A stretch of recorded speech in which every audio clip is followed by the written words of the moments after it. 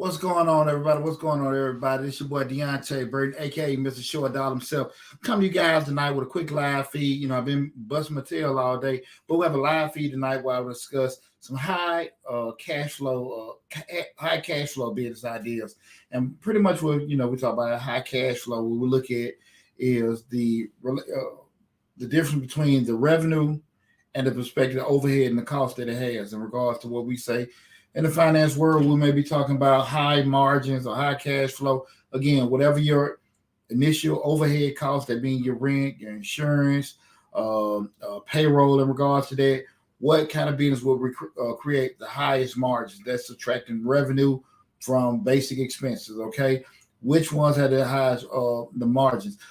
Reason why I want to have a discussion, because I get phone calls all the time in regards to people want to do different business ideas, things run across their minds. I had a young lady reach out to me earlier today. Matter of fact, she was looking at opening up, getting a loan or try to get funded for an actual restaurant. And the discussion came up where when we were talking was that she was asking me, about different things she could do to actually be able to get, a brick and mortar or a bigger space with, because she was already doing things out of a house. And so what I always revert back to, you guys know I'm a numbers person. Have you done your numbers? Have you ran your numbers? And the reason why I say that is because far too often, sometimes we get bigger confused with better, right? And a lot of times people say to themselves that, hey, listen, if I had a bigger space, I probably could sell more, I could do more. And that's not always going to be the case. Okay, so I'm going to run you down the difference. Again, we're talking about high cash flow business ideas. I don't know what the hell I'm getting tongue-tied. But yeah, high cash flow business ideas. And again, we're looking at cash flow, or margins, that being the actual revenue minus the overhead expenses, that profit. That's what we're talking about. Which ones yield some of the biggest returns in regards to doing that, okay? Because a lot of times, if you're not really experienced with business, a lot of times people equate busy as far as making profits, but that's not always the case. So let's get back to the story in regards to the young lady. So the conversation went about, she was had the restaurant, not a restaurant, but she was just selling, food on the weekends out of her place. What's going on, Coach? How you doing, brother? But yeah, the young lady, she was selling the plates out of her home on the weekend. She was telling me she was making, I forgot, you say for explanation purposes, she was making probably about, I think I forgot the dollar amount, but I knew it was coming at about $7,000 a month. Let's just say for easy math, she was making $2,000 on a weekend, right? On the weekend, we're selling the plates. And so the thing of what I looked at, so if that's $2,000, that's $4,000 a month. Her thing was if she's able to get funding to get a bigger space, she'll be able to sell more plates because she's selling out. My thing, what I brought to her attention is I asked basic math in regards to, what she was doing. I said, what were you selling the place for? She told me she was selling the place for $35 and she would sell out at 25 plates. So we look at basically $35 a plate times 25. I want to use better numbers though. That's why I got the $2,000 example. That was $875 a month. That was $875 on a weekend. Again, $35 place. She sell out at 25. $875 a weekend times 4. There we go. That's $3,500, right? Cool. Now we know with the $3,500. Let's take for example, we do know that there may be some kind of difference in regards to that's not $3,500 profit. She still had to buy, the food, the supplies, containers, things like that, right? Let's just say get a little wiggle room. Let's say the actual overhead, what her doing, even though she's doing out of her house, we're not gonna take the actual expenses that it would be for her, the uptick in electricity or gas for the food. We'll just look at basic food costs. So let's say that's $1,500, right? So that's still $2,000 she's making, right, on a month. $2,000 she's making net profit, right? The issue that I was trying to tell her When you start talking about going to a brick and mortar location, the increase of actually the cost of doing business. So now we start taking consideration. We got rent, we have insurance. You got code inspectors, food inspectors, all this kind of stuff going in. So you just uptick the price. So the thing of it is, if you're looking to break even with doing it, your thought process, yeah, I can sell more, but you're not thinking about the increase of price.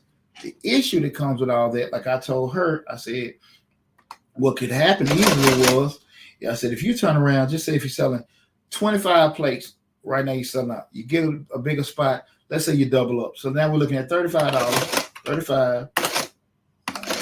35 times 25, 35 times 50, I apologize. It's been a long day, y'all. Please bear with me. 50. That's $1,750, right? And then times 4, right? We had $7,000, right? $7,000. Here's the deal what I was telling her. That's $7,000. You probably got enough to, like, with wiggle room. So we said $1,500 doing it out your crib with making that money. Let's say we double that up. We're doing it. So now we at $3,000, right? 3,000. So that's 7,000, 3,000. That's $4,000. So we're at $4,000. We're doing that with the margin that's going in now. So you ask yourself, would that be worth the risk of doing it? So the thing that I told her, I said, yeah, you can look at that. You can do that with one thing. But what is the quickest way for you actually to increase the extra amount of money you're making? Because one thing about it, too, we know the costs right now with being inflation, costs are doing what? Going up. I said, why don't you just change your prices instead of charge 35, maybe charge 40? Again, that may seem like, people may be kind of reluctant with doing it, but you can increase your prices and don't need to sell as many of something and still make more money, right? That's just like theoretically, we say somebody's getting their taxes done for $300 and somebody's getting their taxes done for $100, right? The person that's charging $100 got to prepare 3 taxes as opposed to one that's doing just one. So we got to kind of look at it in regards to that. The thing we want to kind of go with that, sometimes when you actually even be in a position where you maybe make bigger margins, sometimes you can kind of level off and be about the same. That's what I want to kind of get to everybody. You may sell more of something in a particular location. You may sell more, and you may make more in revenue, but after you subtracted all the costs you had, you still might be netting in the same amount of money. So the thought process is it really worth it?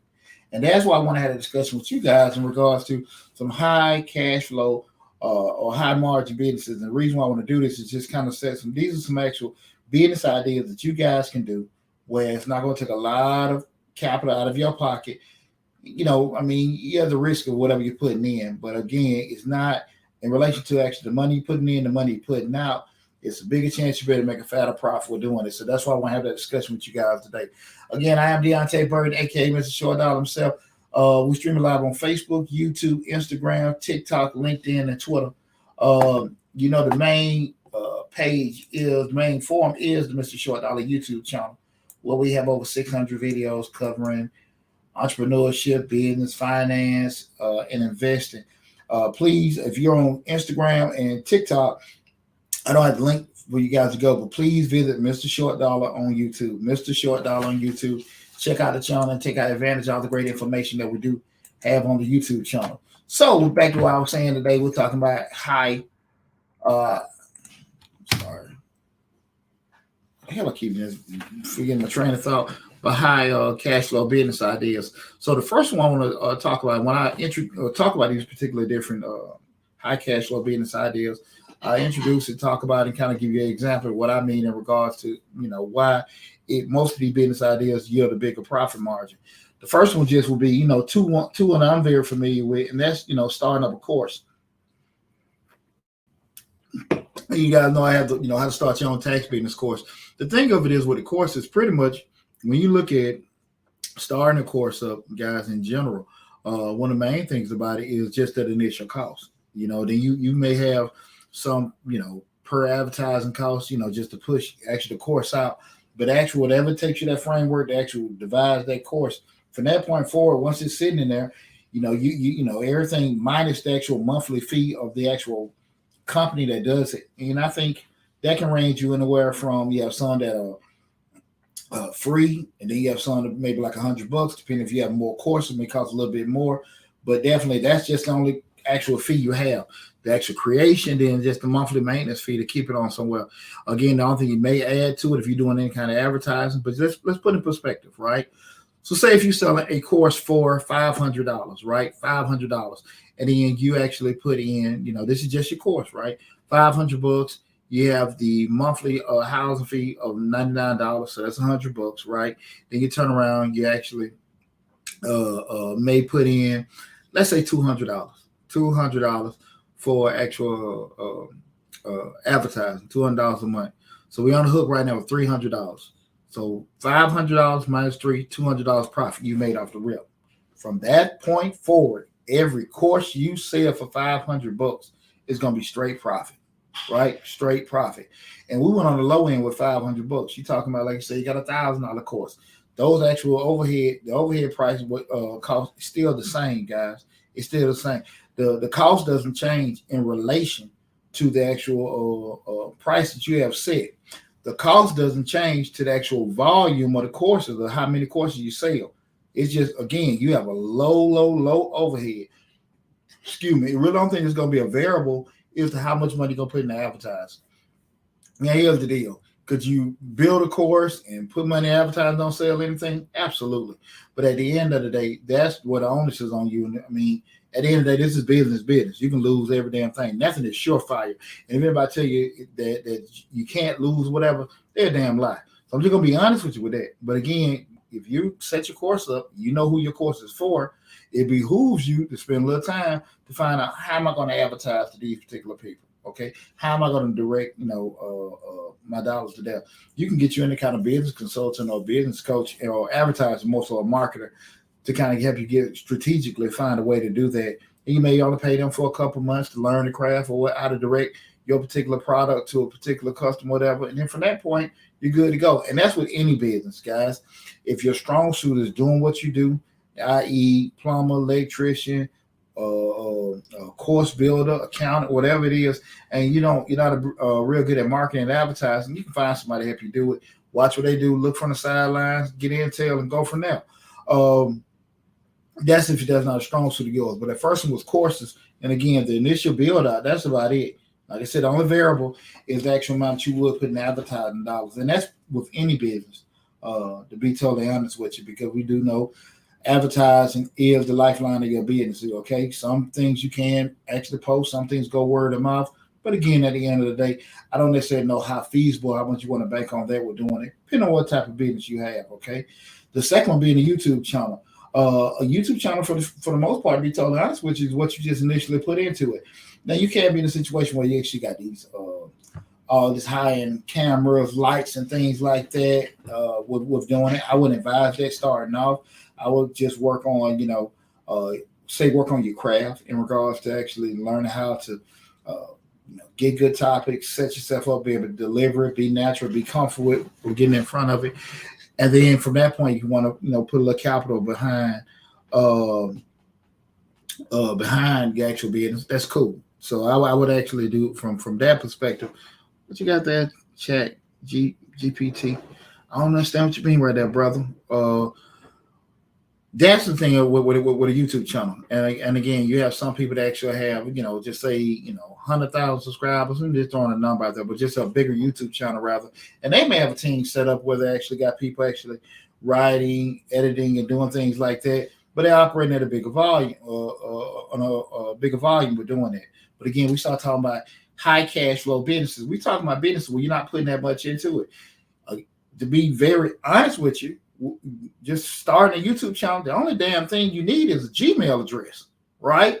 Once you got your Gmail address, from that point, you can just fill in and stuff and just walk around with your camera. I mean, that's what I did. And actually, when we first started Changing Lives 7 years ago, hell, the brother that actually taught me, to help me get everything started, that was the thing you just told me. He said, D, hey, look, just get comfortable in front of the camera. What you got? Robert Well 540 said it will help advertising and will help guide you in many business. Absolutely. I appreciate you too. I appreciate that too also. But yeah, the YouTube channel, you don't have to put that much into it. you may can get you somebody to actually, do you a decent YouTube banner, things like that. Way everything's set up. You have different streaming platforms. Like I use StreamYard. StreamYard is actually a platform that you actually can connect all your social media platforms together on one channel with doing that.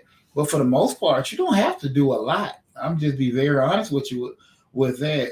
With it, I think people spend more time in getting the bells and whistles instead of trying to just get something that people want to damn listen to, or even not being bored as hell. But I think sometimes if you kind of just put a little time into being the best you possible, I think that'll help you out a lot. When people do that. Let me see. Robert Will says free. We are trying to hold as much green as possible these days. Totally understand it, and that's the whole thing. I want to have this discussion in regards to high cash flow business ideas, is because we all very well, like I just said about the restaurant, prices of everything going up. You said that you want to have your bakery and stuff. Just say the eggs are $5 a gallon. It can easily be $10 a gallon by the summer. So we don't know, but at the end of the day, any opportunity we have to actually make as much money as possible and spend as least amount of money as possible to make a nice little chunk of change, we definitely want to share that information with you guys. Okay. Again, guys, one thing about if you did come in later or you just coming in now or anything, remember what I said. I'm Deonte Burden, aka Mr. Short Dollar himself. The main hub is the Mr. Short Dollar YouTube channel. Over 600 videos on the YouTube channel. So what I'm streaming live now, regardless if you're looking at us from Instagram or TikTok, make sure you go to the YouTube channel. This whole video will be, listed on there and everything. This comes from a whole different angle. I got these different cameras and everything in front of me. But just remember, if you come in later, you miss something, you get dropped, just go to Mr. Short Dollar on YouTube and you'll be able to see the whole show in its entirety. So that was the second thing what I just mentioned was the YouTube channel. The third one is the vending business. Here's the deal with the vending business. And when we talk about vending business, we can be talking about your straight little candy machines, your soda machines, and everything like that. I've done that several times over the past couple of years. My only issue is, and that's probably I want to share with you guys, with vending business, very, very profitable business, very, very profitable business. Because again, the main cost you have, the main two costs rather, just the initial cost to buy your machine with doing that, and the second cost is more so just the which is probably a variable cost, stocking the machine up and making your sales from there. The challenge you may have on the front end, I always say, when you get in the vending business, they may have your soda machines or candy machines, bubblegum machines, whatever it is. I would actually kind of just do a little intel or checking first to find out, what businesses or what places need certain things. I wouldn't get the machine first. I would actually do some intel. So if you want to do, different warehouses, office buildings, and things like that, then stop for a minute. What kind of machines do they need? You just getting into it. I wouldn't go into getting, vending machine 2.0 with all this digital stuff and everything. We're doing that. You can get one of those, maybe I want to say, 1920 machines, but you can get some probably, those maybe 10, 15 years old. But I would also, before I make a purchase, do a little research to find out, how many repair guys are in your vicinity and what their prices are too. Okay, you want to kind of get that together. You may also, if you buy a used machine, if you talk to a repair person, just say, hey, listen, can I pay you like $100 consulting fee? I'm looking at getting some machines. You mind going with me to look them over to give me an idea if it's good or bad? I mean, the reason why I would say that is because you can easily get yourself in a situation where you bought, a lemon, and a lemon damn machine is not the same as buying a lemon car. You definitely, lemon laws to get that one back. So I just would say that these are just some things on the front end. I always, say be very, very diligent doing that front end analysis. My brother Robert W540, thank you for helping teach people making money. Oh, my pleasure, brother. My pleasure.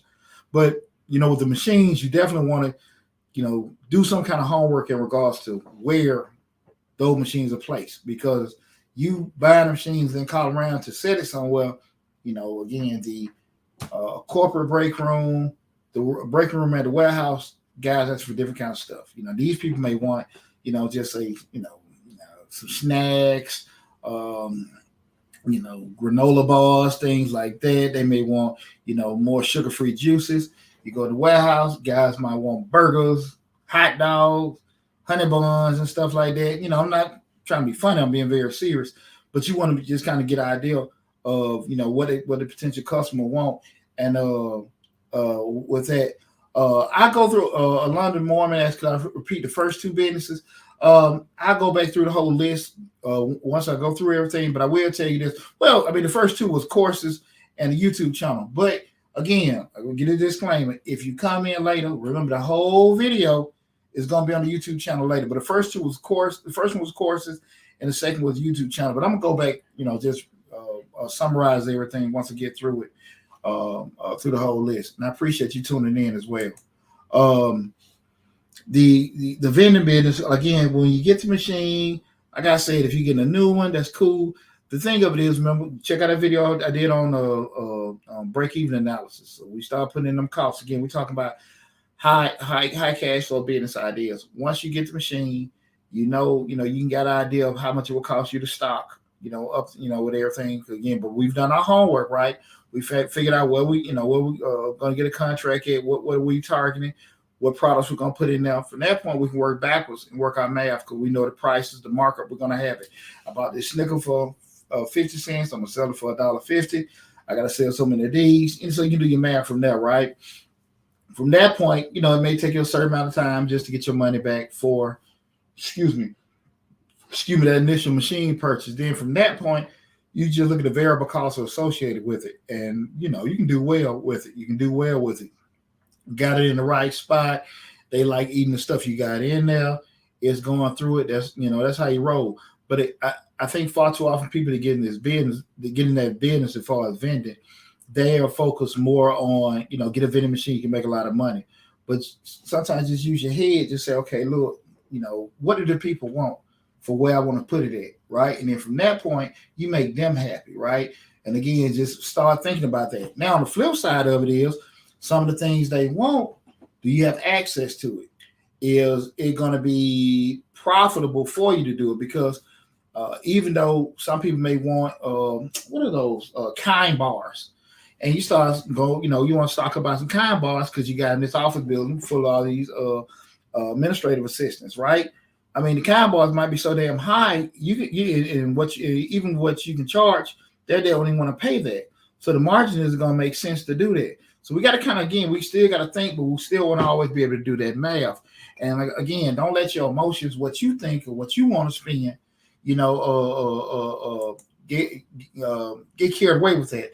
I appreciate that, Alana. I hope I'm pronouncing your name, Alana Mormon. I appreciate that, young lady. Thanks so much. Get the emotion side out of it. I always, me, I'm always going to say, do the math.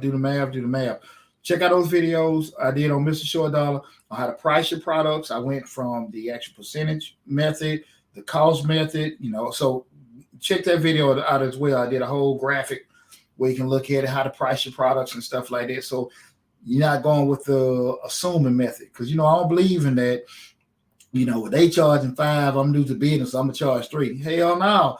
They charging $5, you might need to charge $7. They might need to be doing it too. So just because they're doing it and you're new to business, that does not justify you coming in lower or what they are. You got to do your own research to do that, okay? Remember, we say front-end analysis. So again, we start talking about these high cash flow business ideas. The vending business is a great business. Just make sure you do your homework on the front end to do that analysis about location and pricing of the products to put in there. The machine's going to kind of much be the same. Make sure, again, you get somebody on deck, some kind of repairman to be able to service it. If you don't have that, I would be a little leery to get into it because it's not when something going to happen. It's not if something going to happen. It's when something happens. And at the end of the day, they don't want to hit it. Hey, the guy ain't called me back, so I'm waiting for them to come by there and fix it. No, they just go in the real yellow pages. Well, they don't have yellow pages no more. What they got there? Just Google it or Yelp. Hell, they're just going to get another vending business. So you really want to have 2 or 3 on deck. Just keep that in mind, okay? Keep that in mind. The fourth one, and this right here is one that I think so many people is saturated, but that doesn't stop you from doing it. You can always make a lot of money as long as you got your niche. And that's coaching and consulting. Everybody's subject matter expert on a lot of stuff. But here's the thing about it. It's not a bad thing, right? Because I always say that so many of us have done things in life that we really don't take advantage of, right? My best friend is an HR director down here in Atlanta. And Son Jay always told me, he said, you know, Pooch, you only got to do something one time to get experience with it, right? And so there are so many times that people have done things, you know, you might used to help your dad to work on the cars when you were growing up, you and your uncle, you know, y'all used to, you know, do some carpentry work. You stay in the kitchen with your grandmom all the time when you were younger. She taught you how to bake pies and bake cakes and stuff like that. So y'all have some kind of experiences, but the flip side of it is we just never take time to monetize, you know, if we want to, right? The thing of it is with the coaching and the consulting side of it is that, listen, man, you just need to focus on being the best you possible and find out from the knowledge base you have and for the service you're trying to provide as far as the coaching and the consulting, who's your target market, right? You may just say, I've been working in, you know, as a mechanic for the past 30 years, man. I don't really want to get up there. I want to turn, my shoulder hurting, wrist hurting, just, you know, back problems and things like that. I get it. So you say, well, how can I just monetize what I know? From that point, you may be, look, for those particular engines right there, you know, a lot of people don't really know how to deal with it. I may be a subject matter expert. One of my best friends, he did contract work because he worked on those. I forgot those. It was a recovery truck that the Army was using during the right at the end of the Iraqi war, where they had the V bottom. At the end of it, but it was like a recovery vehicle. So, but it was designed when the explosion hit, it diverted the impact. But long story short, he actually went to get an instructor license for doing it. So he made more money going over there, just being like a stand over the shoulder of the soldiers when they actually needed somebody to, you know, get some extra insight in regards to doing that. Just like with coaching and stuff. Here's the deal with coaching, and I did a video on that, how to pick a coach or a consultant, just some things you need to do as far as if you're looking for somebody to be your coach or your consultant, some questions to ask, things to look for, because, you know, two key things with a coach and a consultant. You need to make sure they're credible and they're verifiable. You need to make sure they're credible and you need to make sure it's verifiable. What I mean by credible is that you ain't just getting somebody just, hey, you know, because anybody can get a website and say, you know, they multi-million-dollar business owner, business mentor, grew to the stars and all this other kind of stuff. I mean, you can look and see if this damn person got some damn certificates of education. And I'm not saying you have to have, that's the only people that know something with a certificate of education. But I will say this too. If we get sick, I can understand we trying different holistic or different other kind of ways of looking at stuff, but you're going to still go to the doctor, right? I'm just saying. So we do want to get some kind of person that has some kind of expertise, verifiable expertise. You know, good place to look sometimes is LinkedIn. If you want to go deeper into it, you can actually, you know, maybe go call the college or see the actual organization that they have certifications on, especially when we start talking about dealing with money, law, medicine, and things like that. You know, if that's what you want to do. And if you got a good feel for them, you say it don't matter, I understand. But again, that credible and verifiable piece, that's that. Like I said, you can just look and see if they're on LinkedIn and they have, you know, you just say, you know, anybody can lie on anything. Let me say that too. But most of the time, when you look on there, you can be able to see some of these credentials. You can also kind of back out to see, okay, this place is they're actually certified with. Let me see, you know, the validity of that and all that kind of stuff. But you can kind of beat it up a little bit better as far as looking at them, as opposed to, you know, being falling, you know, in love with the glitz and glamour. You know, I'm down here in Atlanta. And, you know, everybody and their mama is an expert. Everybody's a guru here, there, and that. And again, they may have just got an LLC or something like that last summer. And they sold a couple widgets, and now they're an expert in starting their businesses and stuff like that. And you can lose your whole damn shirt, everything you got, just dealing with people like that. I never knock anybody about want to start their own business. What's up, Bucket B? My best friend. What's happening, brother? What's going on? You know, I never knock anybody that wants to get into business and wants to, you know, do for themselves and things like that. But I always tell people, make sure you can cover yourself. I mean, you know, if you're gonna deal with people, keep your name straight. So again, if you're looking at consulting or coaches, make sure they're credible and verifiable. But getting into the business for yourself, I don't think you need to do for the most part, guys. Like I said, just The amount of money you put in your advertising, the amount of money. Now you may have some costs here and there where if you want to just do some speaking engagements where you may want to pay to be a speaker on a certain platform and things like that. The actual, like I said, advertising, social media presence, things like that. But if your price is right, I mean, we're talking about, hell, one customer, half of the money you charge one customer may pay for your overhead for the rest of the month, and everything else is profit. You can make a lot of money as a consultant and a coach, a lot of money, but it does require a lot of hustle and bustle for you to get yourself in a position to be required or be, looked for as a particular consultant or coach. You got to get out there and get your hustle on with doing it. And that may be like for advertising, that may be actually, trying to tag along and meet with certain people, do certain things, collaborate with certain people and things like that. I think it requires probably a lot more of your time on the front end to establish yourself out there. But after that, I can just tell you guys, it can be a moneymaker. It can be a moneymaker, okay? The next one is personal training. Talking about high cash flow business ideas. Personal trainers, guys, I'm telling you, I can just tell you right now on the low end, you can just buy your little $100 training set from Academy Sports, and just find your damn park, and you can just sit here and just do group training and things like that. It's amazing. But again, you're talking about just the upfront cost that you charge people. High cash flow business ideas, guys. Again, we're talking about things that you just can monetize just off your regular life experiences, the things that are going on between your ears with doing that. And again, that one I just said, a personal trainer or coaching. I was a youth football coach, retired a year ago, youth football coach for 20 years, and I actually helped start one of the largest training organizations in the United States of America.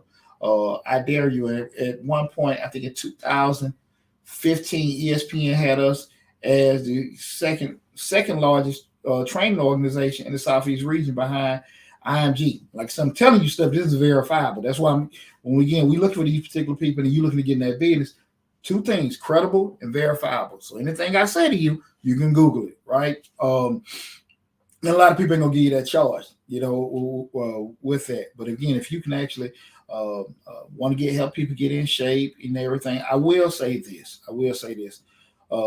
If you're going to go down that road, get some insurance and get some certification.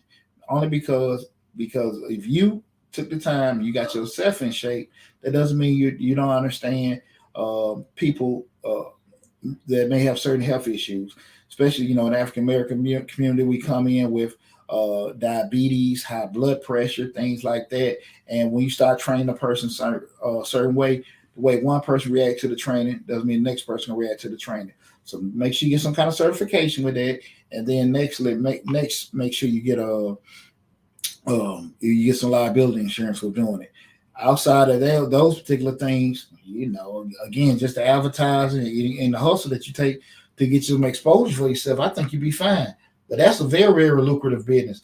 But I just think far too often the only problem with that is a lot of these businesses that I'm getting in, or with business in general, a lot of people don't necessarily have that hustle bustle. When things slow down, that's when they want to quit. And if you can get in your head to say, listen, I'm in here for the long term, you'll be okay. Because a lot of pretty much, when it's in the business, once the train is rolling, you're making your money. But far too often, people just not ready for the train to get warm up to take off. I put my money into it. I got all this stuff. I got my LLC. I got all this stuff going. And I made these posts and nobody's coming to me. And you get ejected because the motion isn't going the way you want to go. But that ain't how it works. Okay? You're in it for the long game, right? We ain't out there selling, patty pies. We're out here trying to make some money. And at the end of the day, you have to do some kind of social proof where people can validate you, some kind of, proof in regards to people can see what's going on. They maybe want to see, okay, I'm letting my friend do it. And, after a while they do it, they get some positive results. Then I come to you. That's just how it is. You just got to be patient. If you be patient with it and trust the process, you'll be fine. Okay. But that personal training and coaching, very, very lucrative business, very, very lucrative business. But again, try to get some kind of certification. And the more certification that you can bring to the table, I believe that you can increase the price for your clientele, because you can actually be depending on where you get certain training at, and it's not always required. Let me say this too. A lot of time business just like getting a job. It's all about who you know.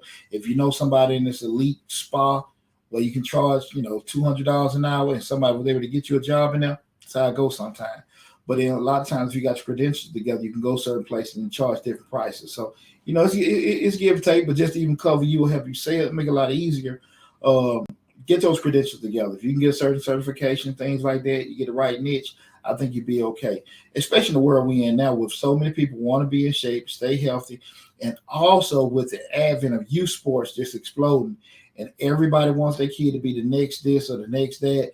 There's so much a need for trainers, and the more that you can solidify yourself being a trainer instead of just a former ball player with some equipment, I think that'll help you out a lot because you can change the actual clientele and the prices.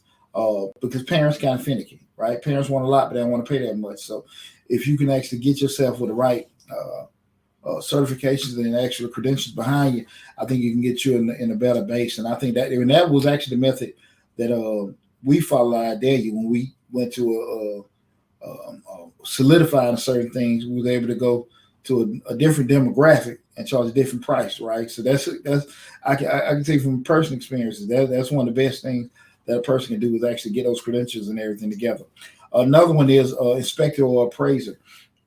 You guys may or may not be familiar with the real estate market or even some things. Now you have to be with just real estate, building inspector, food inspector, then one that outsourced.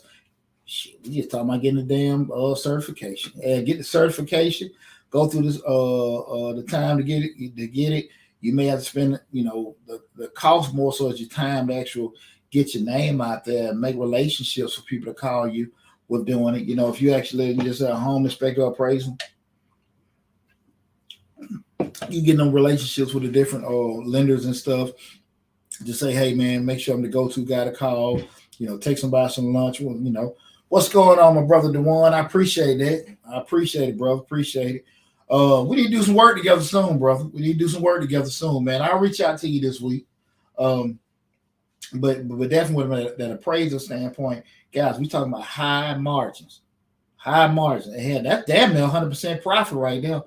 You just getting phone, your basic cell phone bill or whatever, and you just got people calling you. All right, brother, I appreciate that. Just booking you.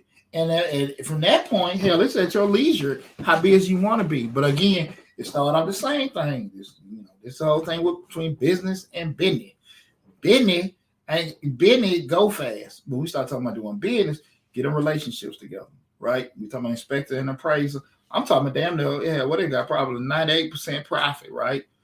You start talking about that, you just spending a little time. And when I say little time, that maybe be 6 months, maybe a year. I ain't say you got to quit your job while you're doing it, but you just constantly making relations. You might got to send some gift baskets. You might got to take somebody to lunch, but you building relationships. That's all business is. Business is all about relationships. That's what people don't understand. Excuse me. Something that sticks with me. What's going on here? I'll make sure this thing didn't go out. I think, man, I have said I have a glitch. Okay, cool. We're back with the stream, yo. I thought I had lost everything for a second. We had a gala with the one, I'm a treasurer for the 100 Black Men South Metro, and one of our, elder brothers said something that, he was giving a speech and it stuck with me, and I kind of, correlate this with business. You said a lot of guys coming into this organization and they come in handing out business cards. Can you think about, elite organizations, kind of like a 100 Black Men, people is by networking, get to meet people and things like that. But he said something that stuck with me. It was the truth, and spot on in regards to business. He said those guys that come in handing out business cards don't last long, because what people don't understand, people do stuff for you because they trust you or they get down with you, right? Not because when you go in them kind of circles and stuff, everybody got something going on, right? It's not like I'm just I'm happy to meet you. I'm happy to meet you. But if we got a relationship, I can get down with him. Her name is good, and I've seen you do a couple things, watching from the sideline. You help me with this, I help you with this. I called you with a question, you called me with a question. We kind of venting each other, kind of see, okay, what do they know and everything. And once we got that relationship going, it's definitely gonna call. Hey man, listen, you need some taxes done, call D. You need some financial statements drafted up, hey, call D at Majestic and everything. And those are the kind of things, the relationship with doing it. You say, hey man, listen, D, man, I got this guy, man. Listen, it's last minute. They got to close tomorrow. They need these financial statements. Brother, can you help me out and stuff like that and everything? Man, I'm about to close, but I tell you what, I got you. And at the end of the day, those kind of things help. I've had so many people do things for me because my name good. And when they needed me, cool. But you understand that, again, that's the relationship. Everything is not going to be transactional.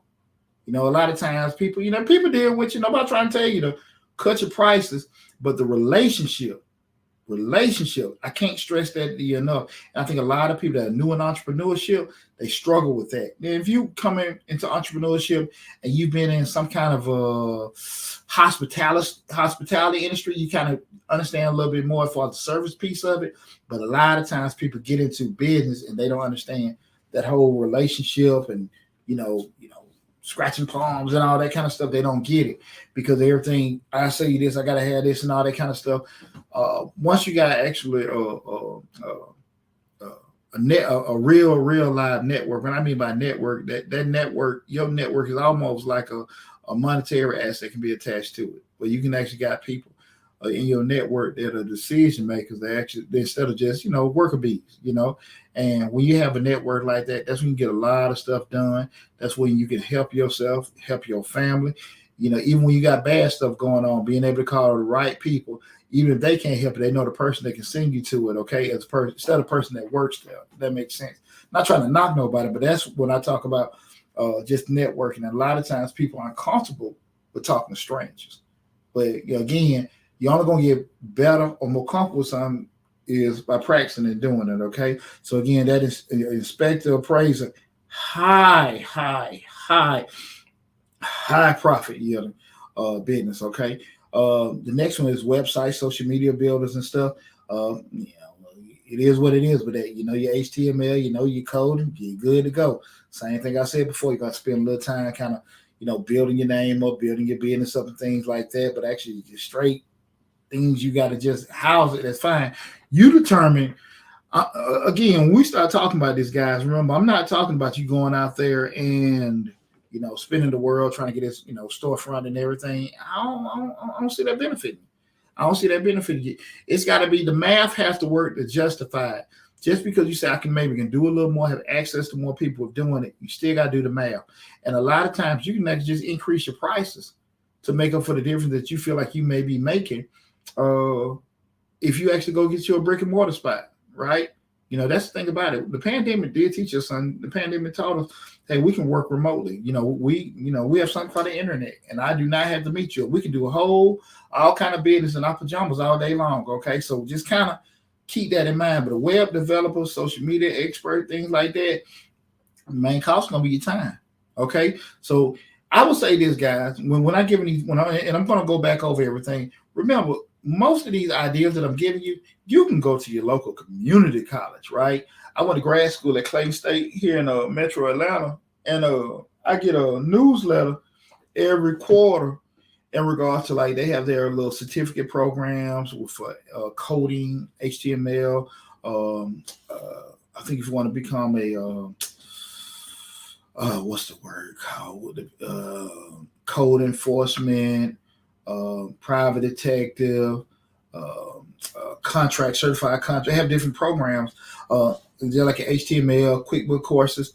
But I say all this to say, most of these things I'm talking about, since one that may require some kind of certification, you can go to your local community college and pay $300-400 and get certified to get some kind of education on this stuff. Okay, so again, I'm not talking about stuff that's going to cost you a whole lot of from a monetary standpoint. You're going to spend some time. And that's one that, I'm big on time. That's like I said, I always say that's the new currency. I'm a supply chain guy. So that's why, we can be as effective and efficient as possible. That's great. But at the end of the day, we're trying to, plant these seeds and build something. You got to spend a little time with doing it. As long as you got that in your mind, I'm doing this big picture wise, you will be okay. Okay, now, the last one I want to go over, guys, is photography. Far too often, so many people, I see it all the time. You see the sisters like, you know what? It's funny because and I love everybody feeling good about themselves. But I see more women now, the fellas too. Everybody want to take their chic poses and all this other kind of stuff. Have not had one bit of modeling training and everything like that. But they got their poses, they got everything set up, they got the right filters and all this kind of stuff. People pay a lot of money to do that. If you really want to go out there and get it done, you do again. The only, I think the biggest piece you'll pay is probably for that initial equipment. I would say to the point I just brought up, you can go to your local community college, take some classes here and there before you spend a lot of money to actually buying a certain type of camera. Learn, angles, learn settings, learn backgrounds, learn themes, learn all that kind of stuff. Once you learn that, from that point, you can just start investing to yourself in regards to software and cameras and things like that. But you will be amazed how many people out there are looking for photographers, right? Photographers from a personal standpoint, photographers from, just your products and stuff going in certain magazines or certain things, or, you're just taking, certain pictures and things like that. And with software does so much in regards to, you had, 30, 40 years ago, people had to sit there and be in the red room and all this and different kind of things they had to do, try to fix pictures. You don't have to worry about that now, right? You can actually take your pictures and they can touch it up and everything. And 20, 30 minutes later, everything's done. Stuff that would take over a week, 10, 15 years ago, okay? High. Outside of that original setup cost, i.e. camera, i.e. software, straight profits. Again, you might have the advertising fees. Again, we're talking about high cash flow, high yield, high profit margin business ideas, right? Guys, they are out there, okay? They are out there. So what I want to do is go back over everything from top to bottom, just rehash it. The first one is courses. The second one is a YouTube channel, social media, however you want to do it. The third one is a vending company. The fourth one is coaching or consulting business. The fifth one is personal trainer. The sixth one is an inspector or appraiser. Go get them licensed, guys. You're thinking about it, you got some experience with it, take advantage of it. And listen, these are things you can do in addition to your regular everyday job, right? They don't have to change your whole lifestyle or anything. You can just do this in addition to. It's just another tool in the toolkit to have, right? The next one, I forgot what damn number this is. The next one is website or social media builder, all right? And the last one is photography. Guys, listen to me. Take advantage of these opportunities out there. I always tell y'all the world is flat and the world is waiting for you to go out there and get that money from it, okay? And I always want to make sure that, when I'm sharing information with you guys, you're understanding that a lot of stuff just really depends on how hard you want to go out there and get it. I'm not going to be the one to sit here and say, I've been in business, this is what, 22 years. We've had the tax business, accounting firm, whatever you want to call it. We 21, 22 years. And the first 5 years, man, I was on that damn chilling circuit. I had a nice job downtown Atlanta, nice office, oak and marble. So, it wasn't pressing to do it. And it kind of like at that midpoint, that's when I kind of like, hey man, let me put a little more time, be a little more serious. And, and the money changed from there. And I started going to, mastermind groups, started getting a coach. I started putting a little money behind myself. Start dropping a couple thousand here, a couple thousand there to get in these groups and going to these coaching sessions and stuff. And then I seen everything change. Then I was like, shit, I don't need that job. Now, again, I'm not telling people to leave your job, but I'm just saying I put that work in, put that time in with doing it. And I had my little feel through period where like, I'm just going to do this and do that. And I don't know how it's going to go and stuff like that. But once I kind of, matured into everything, it was cool. But when we start talking about the ones I wanted to share with you guys here are not only good ideas for business if you want to make, high cash flow, a high yield and high profit margin, they don't require a lot of capital. Because far too often people ask me all the time, like, hey man, I need to get this loan, I need to get this, I need to get my credit, I want to get a grant. Y'all gotta understand something, that your dream should not be based on the access somebody else give you to get it started. Let me repeat that. Your dream should not be based on somebody else giving you a damn decision if they're going to give you some money for it. If you want to start that landscaping business, you want to start that bakery, you want to start this recording studio, you want to have it shouldn't have a damn thing to do with if somebody else going to give you some money or not. Your journey to get it started maybe just, shift or change, may take a little longer. That's fine. But if you're not willing to go the extra mile to make your dream happen, you really didn't want it. You really didn't want it. You really didn't want it. And a lot of times, people use that as a protection mechanism to kind of stall themselves. Man, when I get my money, I'm gonna do this. If I ever get this, and I'm gonna do that. The only thing I need is a little bit of this, and then I do that. That's bullshit. If you really, really want it, nobody else can sit here, can stop you from it. When I made in my mind that I wanted to leave my job, I wasn't financially ready to do that with children, my home and everything like that. So I spent 2 years, and I've shared this story with people a lot. It took me almost 2 years to get my finances in order where I could live off the bare minimum, where I needed the bare minimum for my business where it could just cover my household and things like that. And then from that point, I knew I could bank on me to make it a difference. But it took me 2 years to get myself to do that because I wanted to go out there and do it on my own. I didn't have no help, right? No help and everything. So that's the kind of thing I'm saying. Like, you have to understand, everybody not going to see your vision.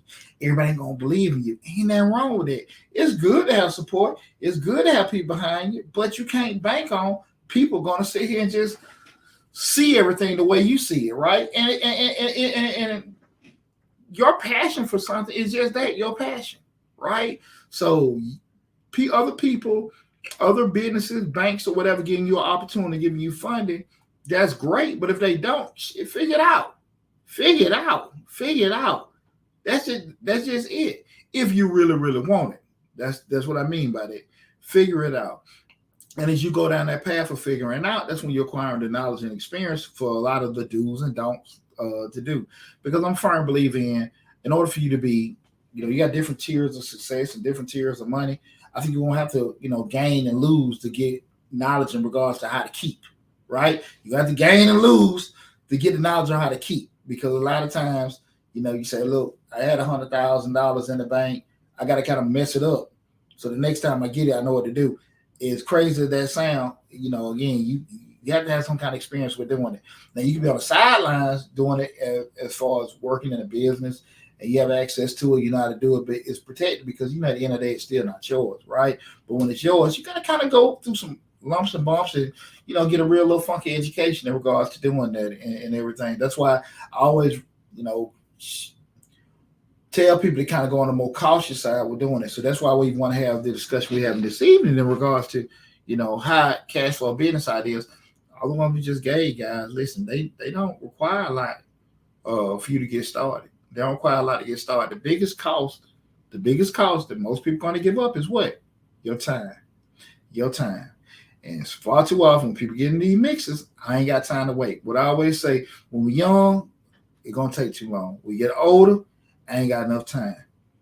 Either way, you're going to rush it and push it and make mistakes. Take your time. Take your time, okay? Do a lot of research. If you're interested in one of these, I'm actually going to put the list in the description section of the video of the YouTube channel. So if you did miss anything or you came in later in of it, go to Mr. Short Dollar on YouTube. Check out the video in regards to that. Like I said, I'm going to put the list in the description section of the video, guys. And listen, I want to tell you guys from the bottom of my heart, I appreciate you tuning in. Well, I'm here.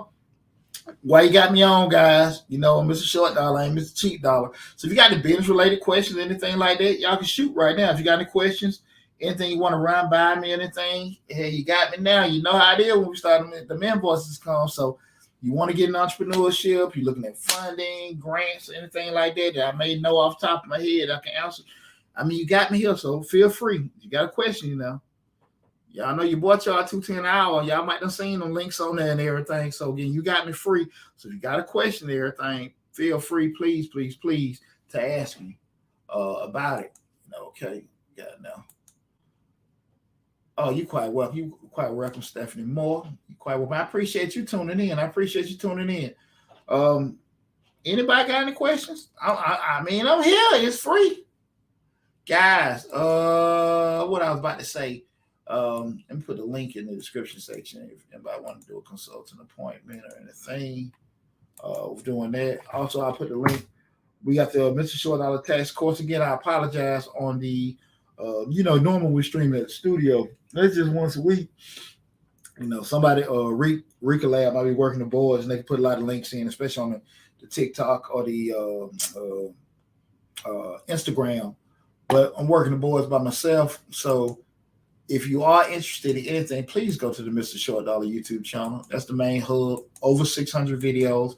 We've been in the game over 5 years. We're doing it. Um, so please feel free to go there. I just, run my mouth about the tax course. I have the Mr. Short Dollar Tax Business course where I made a course where if it's created, if you want to get into tax preparation business or you're already in tax preparation business, and it teach you how to run a tax preparation business. Far too often people, I'm pretty sure this time of year you're seeing everybody and their mama posting they're doing taxes and stuff like that now because they see it as probably some profitable business. It's okay business to be in, but it's not one of those type of businesses. A person tell you if you do 100 returns, you can make this. That's cool. But who the hell 100 people you're going to get, right? And I always kind of say, if you being realistic, you only get these amount of people this year, these amount of people this year, these amount of people this year. You can be realistic about growing it. But what I do is pretty much teach you if you want to have a virtual office space, you want to have brick and mortar, how to advertise to your customers year round, how to maintain relationships, how to create a referral-based culture, how to actually, from an operation standpoint, just say brick and mortar, they come in the door, from the moment they come in, sit down, get their taxes done, leaving out, and even after that day when they left out, how to maintain that relationship from the brick and mortar perspective and also from the virtual perspective. I give you my marketing calendar. I give you my advertising calendar. I give you all that information. I give you all my intake forms in regards to the questions you should ask and things like that.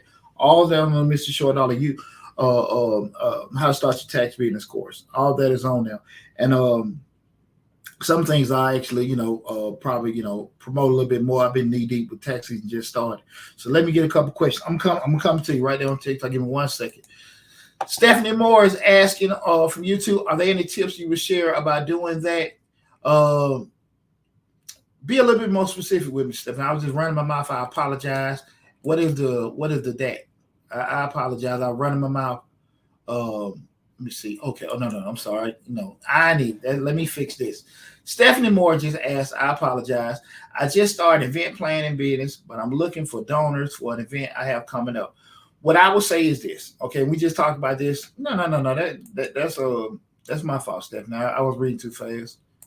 Atlanta Public School graduate. No, that's my fault. But what I would say, if you're looking for donors for your event planning, what I would say too is mention down when you have the event, who's actually what kind of event you're gonna have. When we say that you may to alleviate costs, you may get people that can actually donate some of their services. What I mean by you have a DJ that may be an up and comer.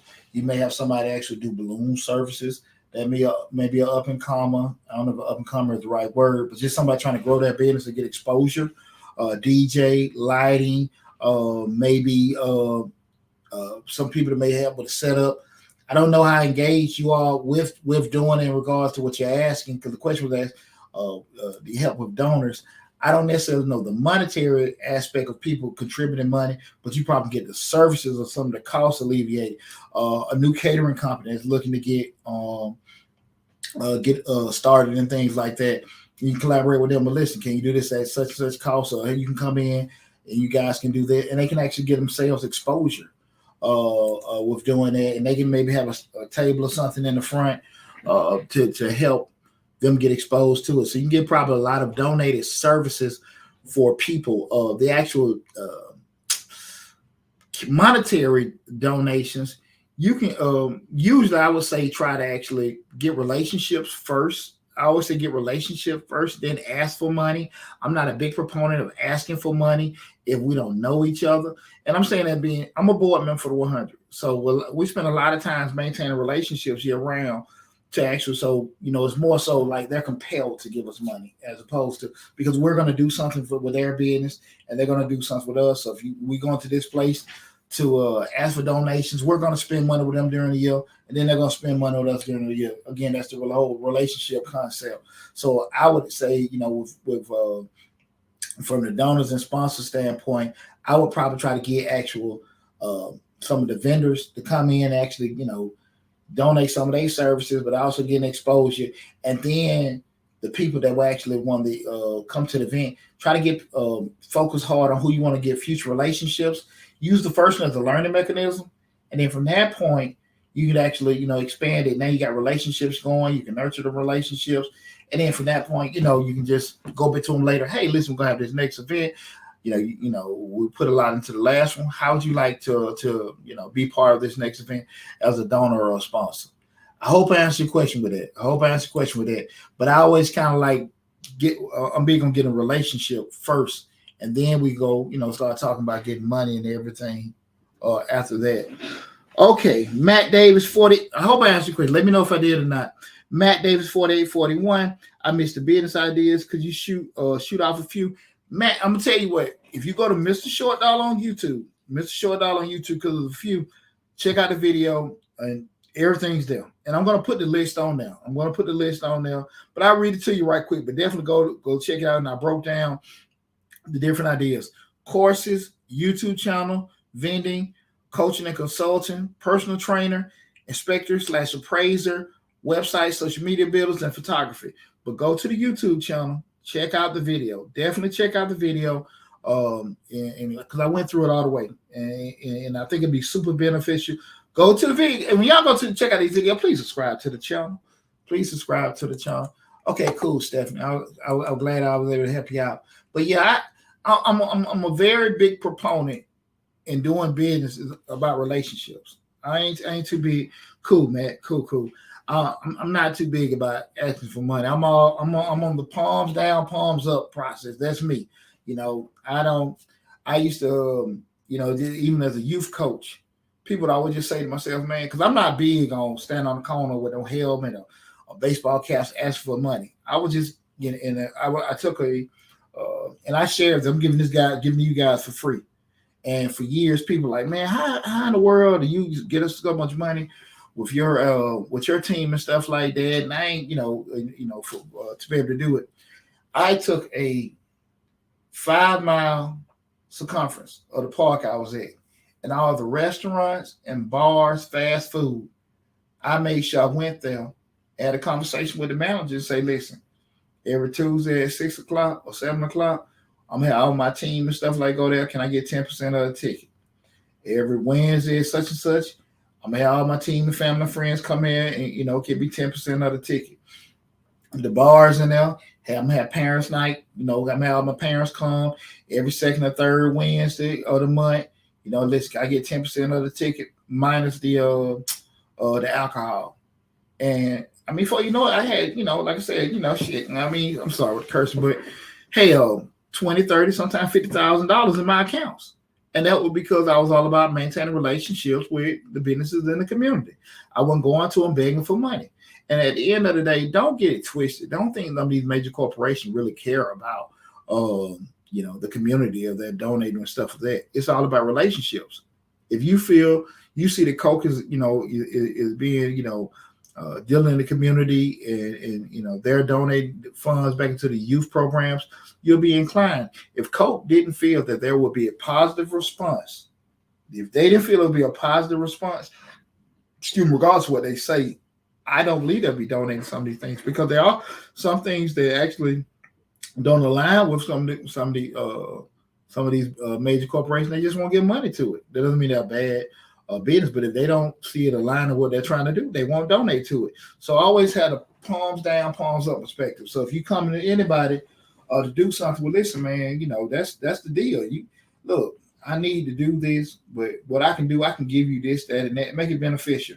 Old head told me a long time ago, when you do a deal with somebody, and this not being chauvinistic, this could be a man or it could be a woman. But he always said, you all want a man to feel good when he get up from the table when y'all done did a deal. And that could be a woman, whoever. But he was just pushing that to me because you want to make sure it's fair. You don't want everything to be so one-sided that you pitch it. Because I get calls all the time. Hey, Deonte, I got a business idea. Why don't you, I just need you to invest in this. And this ain't no damn investment. It's like I'm giving you money.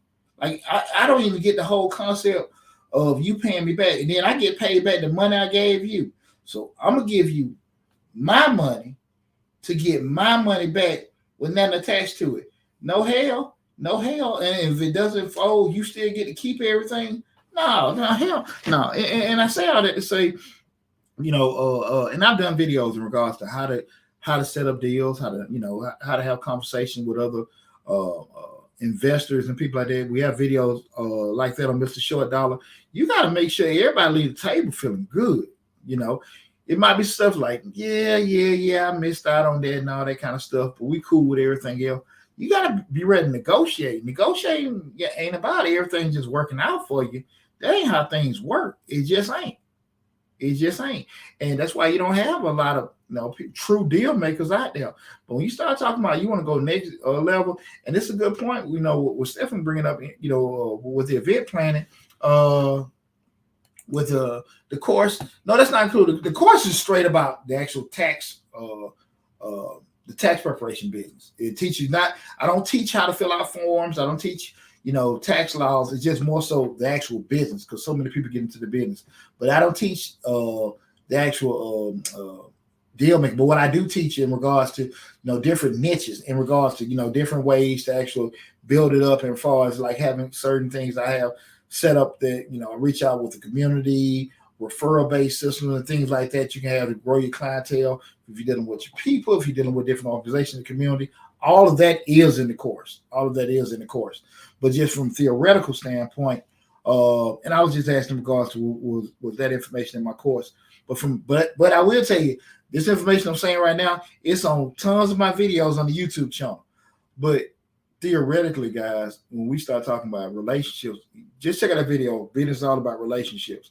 People, if they really feel you, and they believe in you, and you believe in them, they're gonna go the extra mile. Man, come on, man, be solid, and they trust you. Because people don't have to like you to trust you. Because we ain't got to be, we can be at different views. I've been at a lot of board meetings, and been at a lot of tables. Everybody wants so cool with each other, but we trust that, hey, they're gonna do right. I'm be honest with you. I don't really keep it a secret. Even I go to some of these 100 meetings and everything. Some of the brothers be at polar opposites where I see certain things, but I knew genuinely all them guys do care about kids. They do care about young black men. They do, and we do have not just young men in general too, but they do have a penchant for making sure that our youth and our future is very big and bright. So regardless how I feel about certain things, I put all that stuff to the side. And I see majority of the time the same thing is done with me also. But when we start looking at these deals, guys, make sure, again, it's going to be a situation where everything's beneficial, okay? Is there any more questions? We question out. Okay, cool. Well, listen. Go regardless. Go to Mr. Short Dollar on YouTube. Please, Mr. Short Dollar on YouTube. Subscribe to the YouTube channel. I appreciate everybody tuning in. I appreciate you coming in with me being on here late. Your boy been grinding all day. Been one of them busy days. We just starting up tax season. So, most of the time when I do it, come in, it's going to be in the evening and nighttime. Also, check out my other YouTube channel, Change Your Lives, hosted by yours truly, Deonte Burden. Got some good stuff coming out this year. I've changed your life. I've been like a motivational channel. So, but we've changed that over to a black father advice channel. Come from the perspective of a black father, guys. I'm a single father with four black sons. One graduate from college, one in college, one finger to graduate, go to college, and I have my baby boy in middle school, but. Coming from all the mistakes that I've made, the good things, the bad things, I probably had bumps with my ex-wife, pros and cons, even dealing with my in-laws, even was just dealing with my kids, ups, downs, disappointments, happiness stuff. And I want to share that because far too often what I found with that is that you have a lot of people giving blind advice. And what I mean by blind advice, you have people telling you what you need to do in your marriage, people telling you what you need to do with your children, and they have neither. And, even with career-wise and stuff like that. So I just want to be transparent with some things that have happened in my life and what I've seen to kind of give game. And also, just like with that channel is different because I try to have open-end dialogue because that doesn't make me right, that doesn't make you wrong. But we can sit here and have a conversation and ask each other, what did you get that from? But I ain't think about that. So that's what we try to promote a lot with Change Lives. Not necessarily this way conversation, but more so back and forth. So check that YouTube channel out, Change Your Lives, hosted by yours truly, Deonte Burden. We got about 600 videos, 500 or 600 videos on that channel. That was my first channel, so like 7 years old. So check that out as well. But listen, guys, from the bottom of my heart, thanks, and I appreciate. Stay tuned in. If any of your family friends are not subscribed, make sure you share it with them to tell them subscribe to Mr. Short Dollar on YouTube. Y'all take care, be safe, and I'll talk with you soon.